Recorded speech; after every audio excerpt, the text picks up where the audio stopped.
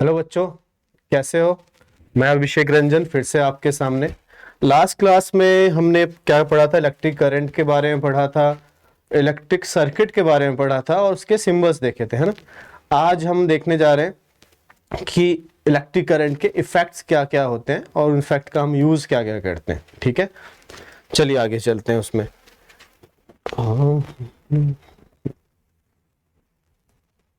Okay, so first effect, जैसा कि आप देख सकते हैं, कौन सा इफेक्ट है आपका? Heating effect of electric current. तो देखो, पढ़ते हैं पहले हीटिंग इफेक्ट क्या होता है, उसके बारे में फिर समझते हैं।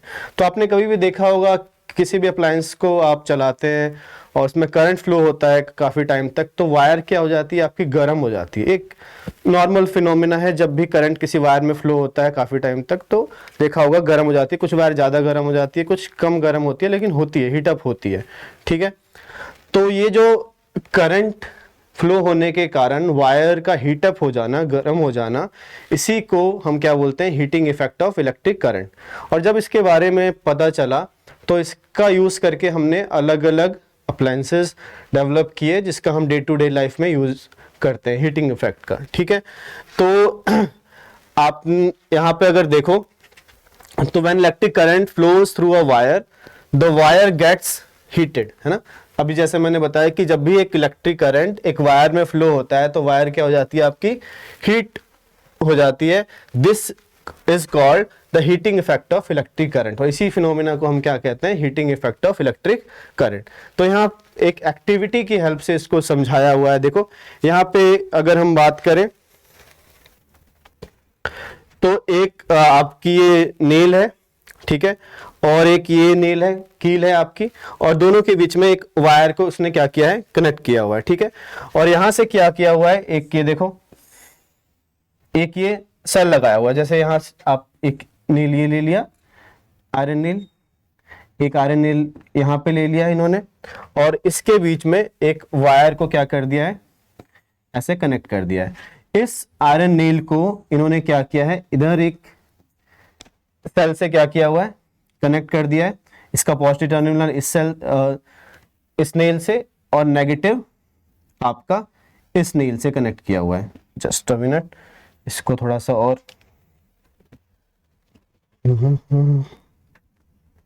ठीक है, इसको अच्छे समझते हैं यहाँ पे। तो यहाँ पे इन्होंने क्या किया हुआ है? एक नेल ये ले लिया आपका, इस तरीके से ले लेते हैं, और एक नेल ये ले लिया है, और इसमें क्या किया हुआ है? एक सेल लगा दिया है, एक पॉजिटिव टर्मिनल इससे और एक नेगेटिव टर्मिनल। यहाँ पे एक स्विच भी है,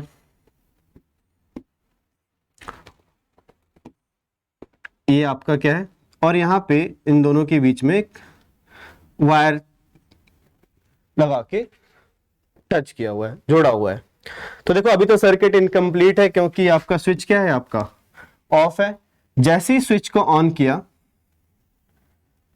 ठीक है, स्विच को ऑन कर देते हैं, तो देखो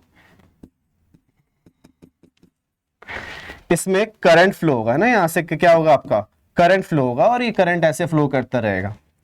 और ये देखा गया कि जैसे से ये करंट फ्लो हुआ, तो ये जो वायर थी ये क्या हो गई आपकी?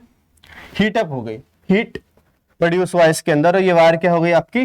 गर्म हो गई। तो इससे हमें पता चला कि भाई अगर करंट फ्लो होता है, ये क्या थी आपकी? वायर थी ना। तो जब तक करंट फ्लो हुआ, आपका क्या हुआ? ये जो वायर है ये क्या हो गई? गर्म हो गई। और ये वायर किस मटेरियल की बनी थी? एक नाइक्रोम मटेरियल का जो नाम है आपका,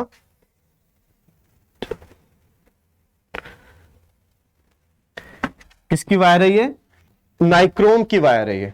ठीक है, तो ये वही लिखा हुआ है, देखो, when an electric current as shown in the figure, इस फिगर में ये कितने सेंटीमीटर की? 10 सेंटीमीटर की इन्होंने वायर ली है, और इसको दो आयरन नेल से क्या कर दिया? कनेक्ट किया। आयरन नेल से क्यों किया? कि आयरन आपका कंडक्टर है इलेक्ट्रिसिटी का, इसके थ्रू इलेक्ट्रिसिटी आराम से फ्लो हो सकती है। ठीक है, तो वायर कैसी हो गई आपकी? हॉट हो गई। फिर टच करने पे कैसी हो गई आपकी? हॉट हो गई।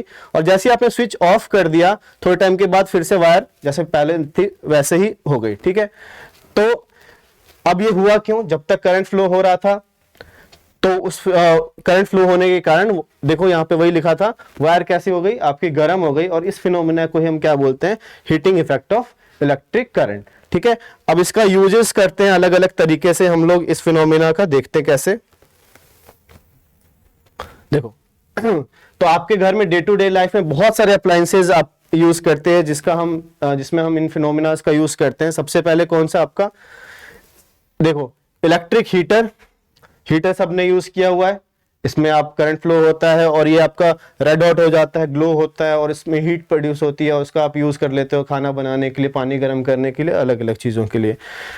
इलेक्ट्रिक रूम हीटर सर्दियों में आप यूज करते हैं। ठीक है, इससे आपके कमरे का टेम्परेचर बढ़ जाता है हीट के कारण और आपको ठंड नहीं लगती उतनी। इलेक्ट्रिक आयरन रोज यूज करते हैं हम लोग, ठीक है, कपड़ों को प्रेस करने के लिए। इलेक्ट्रिक केटल पानी गर्म करने के लिए। इसके अलावा कहाँ कहाँ यूज करते हैं आप लोग, इसके अलावा आपने देखा होगा हेयर स्ट्रेटनर यूज करते हैं आप, ठीक है, ड्रायर यूज करते हैं, गीजर यूज होता है आपका। इन सब में आप क्या यूज कर रहे हैं, heating effect of electric current. Simple सी बात यह है कि हमें पता चल गया कि करंट फ्लो होता है तो उसमें क्या होता है, आपका हीट प्रोड्यूस होता है। हमने उस चीज का यूज करना शुरू कर दिया और उसके बेस पे अलग अलग अप्लायंसेस हमने बना लिए। तो देखो वही लिखा हुआ है यहाँ पे, heating effect of electric current is used in electrical appliances like electric heater, है ना, कहां पे, electric heater, electric iron, electric room heater, immersion heater, ठीक है, इलेक्ट्रिक केटल, हेयर ड्रायर और बहुत सारी अप्लायंसेस हैं जो हीटिंग ऑफ इलेक्ट्रिक करंट पे बेस्ड हैं। ठीक है, तो इन सब अप्लायंसेस में आप देखोगे तो एक कॉमन चीज मिलेगी। देखो क्या मिलेगी, इन सब के अंदर एक आपका वायर होगा, ठीक है, जिसको हम क्या बोलते हैं, एलिमेंट बोलते हैं। क्या बोलते हैं इसको, एलिमेंट बोलते हैं। ठीक है, तो जब करंट फ्लो होता है तो यही वायर आपका हीटअप होता है और इससे ही आप क्या मिलती है, हमें हीट मिलती है जिसका हम यूज करते हैं। और ये जो वायर यूज होती है इन सभी अप्लायंसेस के अंदर, उसको क्या बोलते हैं, हम एलिमेंट बोलते हैं। तो देखो वही लिखा हुआ है, when an electric current flows through the element, कि वो वायर जो यूज हो रही है उसको क्या बोला, element, it becomes hot and gives out the heat. ठीक है, अच्छा, अब जो ये हीट है, ये जो प्रोड्यूस हो रहा है वो किन किन फैक्टर्स पे आपका डिपेंड करता है, ये देखते हैं आप। देखो तो यहां पढ़ो, the amount of heat produce in the wire depends on it's material length and the thickness. इसका क्या मतलब हुआ, देखो आपने देखा होगा कि जब हम हैवी अप्लायंसेस यूज करते हैं तो एक थिक वायर यूज करते हैं ना, थिक वायर यूज करते हैं। और कई जगह आपकी जो वायर होती है कैसी वायर होती है, आपकी थिन वायर होती है, और एक जगह कैसी होती है आपकी, थिक वायर। तो जो थिक वायर होती है उसमें आपका जो हीट है वो कम प्रोड्यूस होता है और थिन वायर में जो हीट है वो ज्यादा प्रोड्यूस होता है। ऐसा क्यों होता है, क्योंकि देखो मैंने बताया था कि आपका करंट क्यों फ्लो होता है, मिलता है हमें इलेक्ट्रॉन्स के फ्लो के कारण। तो जब इलेक्ट्रॉन्स फ्लो होते हैं तो आपस में उनके क्या होता है, आपका कोलिजन होता है, और उस कोलिजन को क्या बोलते हैं, टकराते हैं आपस में ना, फ्लो हुआ बहुत सारे इलेक्ट्रॉन तो आपस में टकराते हुए आगे बढ़े, और उस टकराने के कारण क्या अपोज होता है ना, और उस अपोज को क्या बोलते हैं हम, रेजिस्टेंस बोलते हैं। क्या बोलते हैं इसका, रेजिस्टेंस, है ना, ठीक है। और ये रेजिस्टेंस जितना ज्यादा होगा उसमें हीट उतना ही ज्यादा प्रोड्यूस होगा। ठीक है, अब देखो थिन वायर होगी तो उसमें रास्ता कम है जाने के लिए, पतला ही है तो उसमें रेजिस्टेंस और ज्यादा होगा तो हीट उतनी ही ज्यादा प्रोड्यूस होगी। थिक वायर है, मोटी वायर है, इलेक्ट्रॉन्स आसानी से फ्लो कर पाएंगे, टक्कर कम होगी तो उसमें हीट क्या होगी आपकी, कम प्रोड्यूस होगी।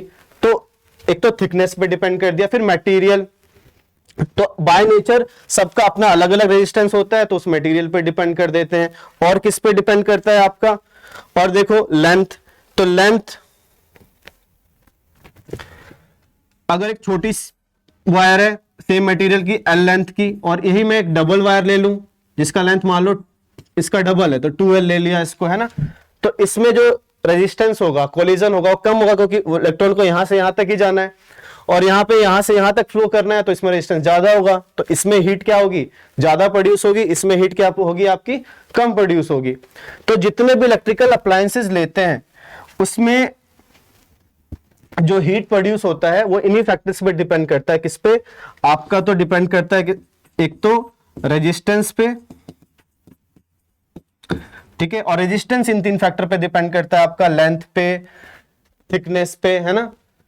दूसरा करंट, जितना टाइम, ज्यादा टाइम तक करंट प्रोड्यूस आपका फ्लो होता है उतना ही ज्यादा उसमें क्या प्रोड्यूस होता है, हीट प्रोड्यूस होता है। और तीसरा फैक्टर जो होता है हीट, वो होता है आपका टाइम, जितने ज्यादा टाइम तक करंट प्रोड्यूस होता है, फ्लो होता है किसी भी कंडक्टर में, उतना ही ज्यादा आपको क्या प्रोड्यूस होता है, हीट प्रोड्यूस होता है। तो रेजिस्टेंस को हम R से दिखाते हैं, ठीक है, करंट को I से दिखाते हैं, और टाइम को आप किससे दिखाते हैं, T से दिखाते हैं, और जो हीट मिलता है उसको हम किससे दिखाते हैं, H से दिखाते हैं, ठीक है। तो इन तीनों फैक्टर्स को अगर हम कंबाइन कर ले, है ना, first factor, second factor, third factor, तो एक फॉर्मूला हमें मिलता है H equal to I square RT, ठीक है। H क्या है आपका, अमाउंट ऑफ हीट प्रोड्यूस, ठीक है। I क्या है आपका,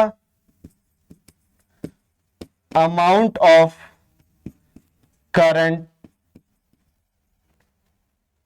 फ्लोइंग, ठीक है। R अभी मैंने बताया रेजिस्टेंस, है ना। रेजिस्टेंस क्या है आपका, एक प्रॉपर्टी है किसी भी कंडक्टर की जो अपने अंदर से होने वाले करंट के फ्लो या बोलो तो चार्ज के फ्लो का क्या करता है, अपोज करता है। और कैसे करता है, क्योंकि देखो जब इलेक्ट्रॉन्स फ्लो होंगे तो आपस में उनमें कोलिजन होती है, तो कोलिजन के कारण वो ज्यादा स्पीड से फ्लो नहीं कर पाते, वो रुकते। आप एक खाली सड़क है उस पर भागो, और टक्कर हो, और एक भीड़ भाड़ वाली सड़क है तो उस पर भागना आपके लिए मुश्किल होगा, क्योंकि आप टकराते हुए जाओगे, आपकी स्पीड कम होती चली जाएगी, ठीक है। बट आगे जा रहे हो, है ना, लेकिन एक तेज स्पीड से नहीं जा पाओगे, तो क्या हो रहा है, आपको अपोज मिल रहा है ना, उसी अपोज को क्या बोलते हैं हम, रेजिस्टेंस बोलते हैं, ठीक है। ये अलग अलग मटेरियल के लिए इस रेजिस्टेंस की वैल्यू आपकी अलग अलग होती है। और तीसरा फैक्टर कौन सा है आपका, टाइम।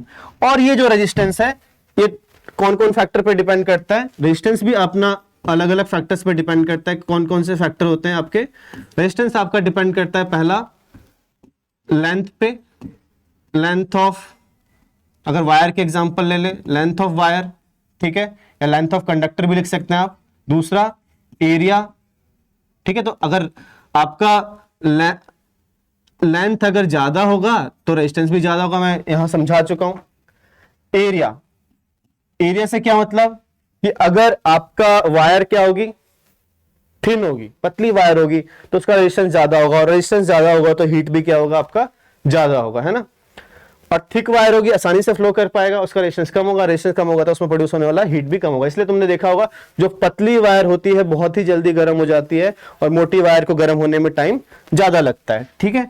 तो एरिया पे, ठीक है। और तीसरा आपका अगर कंडक्टर्स की बात करें तो टेम्परेचर पे भी डिपेंड करता है आपका, अगर आपका टेम्परेचर ज्यादा होता है तो रेजिस्टेंस भी आपका ज्यादा होता है, ठीक है। तो इन 3 फैक्टर पे तो रेजिस्टेंस डिपेंड हुआ और हीट डिपेंड हुआ इन फैक्टर्स पे, ठीक है।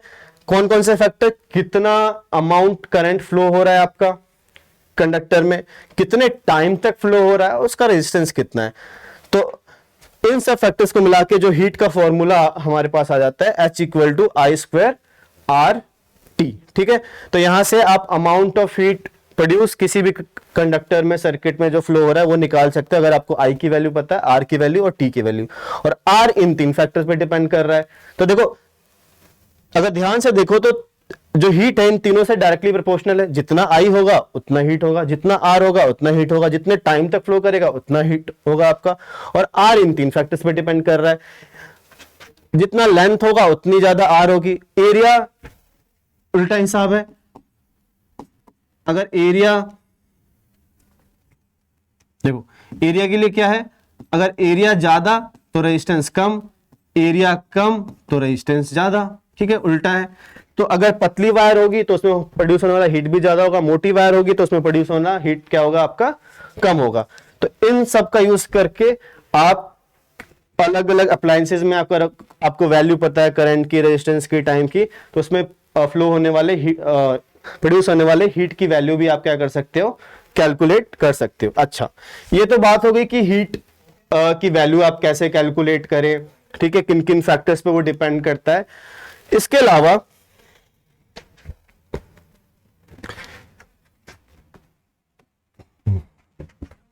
जितने भी आपने जो हीटिंग अप्लायंसेस देखे अभी, उसमें एक कॉमन प्रॉपर्टी सबकी, जो भी वायर हम एलिमेंट यूज कर रहे हैं उनकी एक कॉमन प्रॉपर्टी होती है। क्या होती है आपकी, जितने भी वायर आप यूज करोगे एज एन एलिमेंट, उनकी एक प्रॉपर्टी होगी कि उसका जो रेजिस्टेंस होना चाहिए कैसा होना चाहिए, हाई रेजिस्टेंस होना चाहिए। कैसा होना चाहिए आपका, हाई रेजिस्टेंस। क्यों, अभी हमने देखा कि रेजिस्टेंस ज्यादा होगा तो उसमें हीट प्रोड्यूस ज्यादा होगा, तो अगर हमें हीट ज्यादा चाहिए तो एक तो रेजिस्टेंस हाई होना चाहिए, जो भी वायर आप एलिमेंट यूज कर रहे हो, ठीक है ना, एलिमेंट यूज कर रहे हैं जो गर्म होके हमें हीट दे रहा है, तो जनरली नाइक्रोम की wire as an element use करते हैं। तो एक तो हाई रेजिस्टेंस होना चाहिए, दूसरा उनका जो मेल्टिंग पॉइंट है, क्या, मेल्टिंग पॉइंट, ये भी कैसी होनी चाहिए आपकी, हाई होनी चाहिए। क्यों भाई, मेल्टिंग पॉइंट क्या होता है, मेल्टिंग पॉइंट वो टेम्परेचर होता है जिसपे कोई भी चीज क्या हो जाती है, पिघल जाती है। अब देखो, रेजिस्टेंस अगर हाई हो गया तो उसमें प्रोड्यूस होने वाला हीट भी ज्यादा होगा, ये तो समझ आ गया कि हीट ज्यादा चाहिए तो रेजिस्टेंस ज्यादा चाहिए, तो हमें रेजिस्टेंस मिल जाएगा, ठीक है। बट अगर मेल्टिंग पॉइंट लो हुआ, तो मेल्टिंग पॉइंट लो होने का क्या मतलब, मेल्टिंग पॉइंट लो होने का मतलब यह है कि वो गर्म होते ही क्या होगा, वायर पिघल जाएगा। अब मान लो तुम प्रेस यूज करने गए और जैसी वायर गर्म हुई, प्रेस को उठाया तुमने, वो तो वायर पिघल गई, उसका क्या यूज करोगे तुम फिर, ठीक है। केटल गर्म हुआ, पिघल गया, ठीक है, हीटर गर्म हुआ, वायर पिघल गई, तो उसका कोई यूज है नहीं है। तो इसीलिए हमें उसका मेल्टिंग पॉइंट भी हाई चाहिए। ऐसा आप किसमें मिलता है, आपका अलॉयज में मिलता है आपका जनरली, ठीक है। तो इसलिए अलॉयज का यूज बहुत होता है। कुछ आपके मेटल्स हैं जैसे टंगस्टन है जिसका बल्ब में यूज होता है, उसका मेल्टिंग पॉइंट और रेजिस्टेंस हाई होता है। नाइक्रोम अभी हमने पढ़ा, नाइक्रोम की जो वायर होती है आपकी, इससे पीछे हमने पढ़ा था, ये नाइक्रोम, ये बहुत यूज होता है आपका,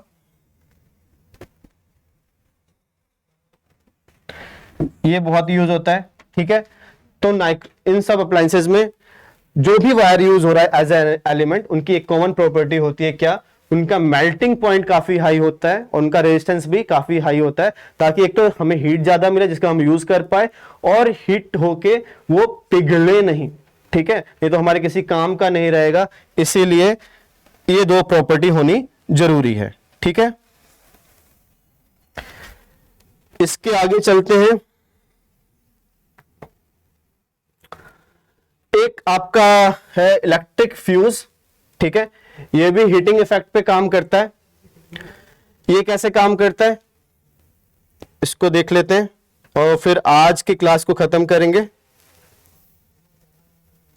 देखो, अभी मैंने बताया कि जो भी हीटिंग अप्लायंसेस हैं उनके अंदर एक कॉमन प्रॉपर्टी होती है, उसमें जो भी एलिमेंट वायर यूज होता है उसका रेजिस्टेंस हाई होना चाहिए, उसका मेल्टिंग पॉइंट भी हाई होना चाहिए। बट उसके ऑपोजिट ये इलेक्ट्रिक फ्यूज भी क्या है, आपका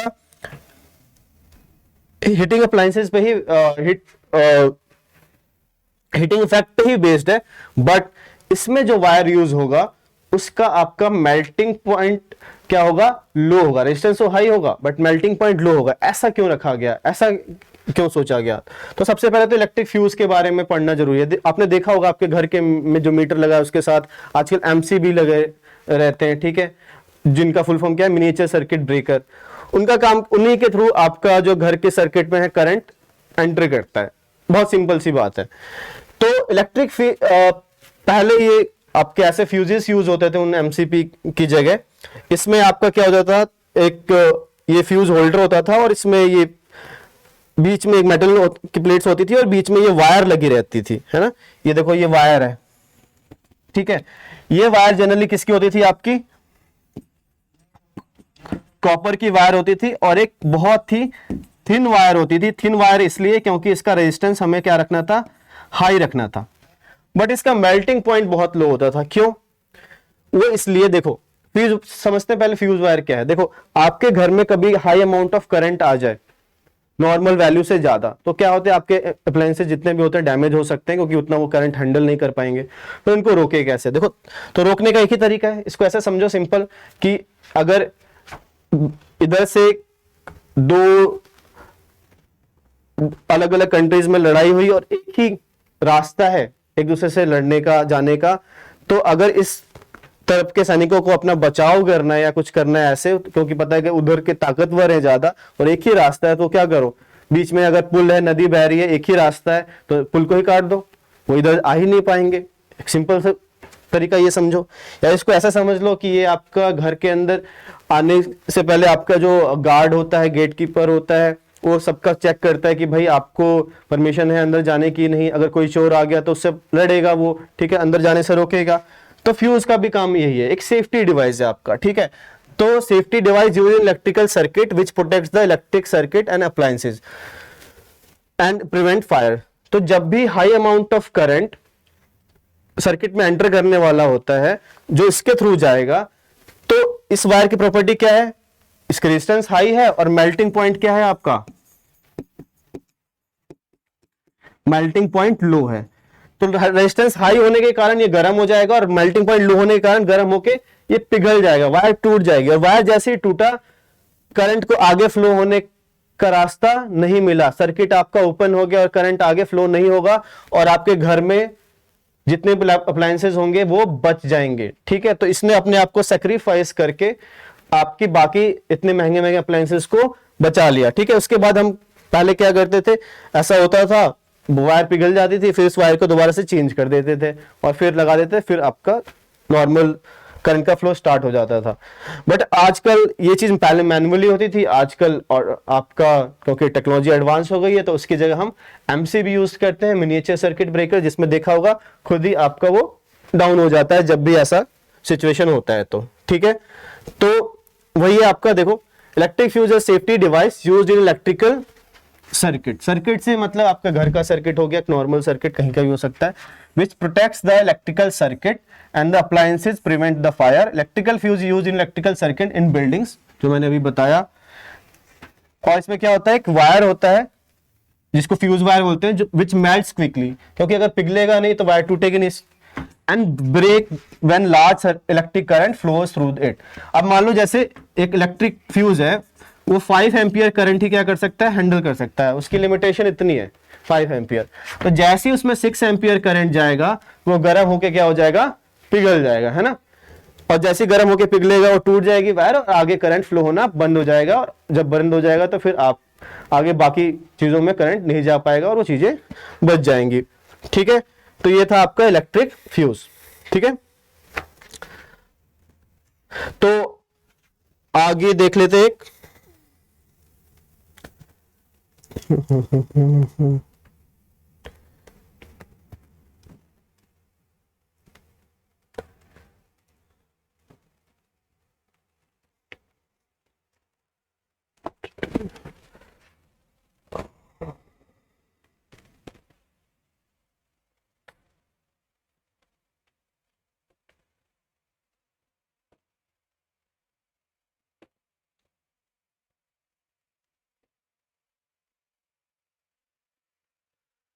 तो आज के लिए इतना ही करते हैं अभी फिलहाल, और बाकी नेक्स्ट हमारा रह गया magnetic effect of electric current, वो नेक्स्ट क्लास में करते हैं।